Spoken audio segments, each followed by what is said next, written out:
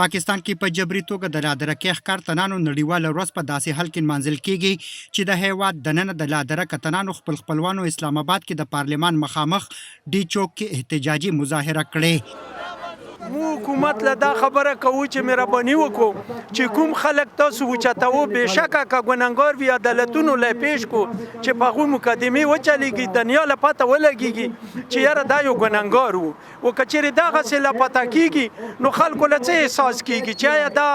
ظلم کوي که نه او که د عدالت سزا ورکړي نو خلک به وایي چې بالکل دو سره انصاف وشو.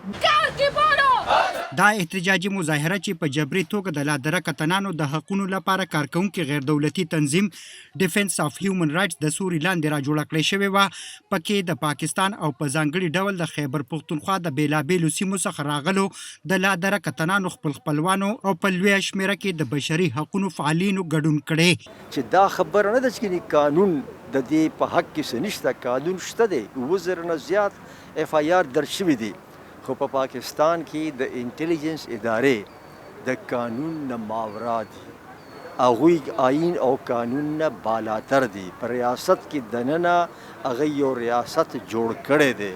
نو دا سټیټ ودن سټیټ چې کوم دی دغه یو وجه ده او دغه یو مسله ده چې دا ایشو نه حل کیږي. د اګست په 13 نیټه په ټوله نړۍ کې د جبري لادرکۍ ښکارتنانو د موندنې او په راتلونکي کې د دې ناوړه عمل د ودرولو لپاره د هڅو په توګه نمانځل کیږي. په پاکستان کې په جبري توګه د خلکو د لادرکۍ ستونزه ډیره زړه ده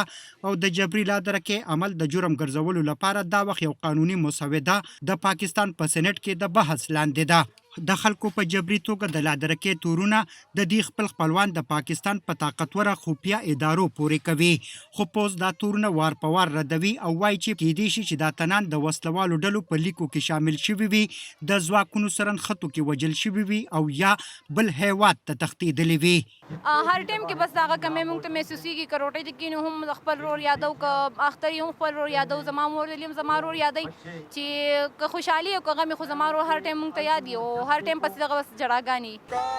د جبري لادرکو د متاثرینو د نړیوالې ورځې په مناسبت د پاکستان د بشري حقوقو خپلواکه غیر دولتي تنظیم HRCP د پاکستان د حکومت څخه په دې لړ کې د قانون جوړولو په مهال د بلوچستان، خیبر پښتونخوا او سند څخه تعلق لرونکو د اړوند اړخونو سره د صلاح مشورې غږ کړي او ویلي هغه ریاستي ادارې دي د سیویلین د څارنې لاندې راوستل شي څوک چې د خلکو په جبري توګه لادرکو کې ککړ دي. د همکار وقار احمد سره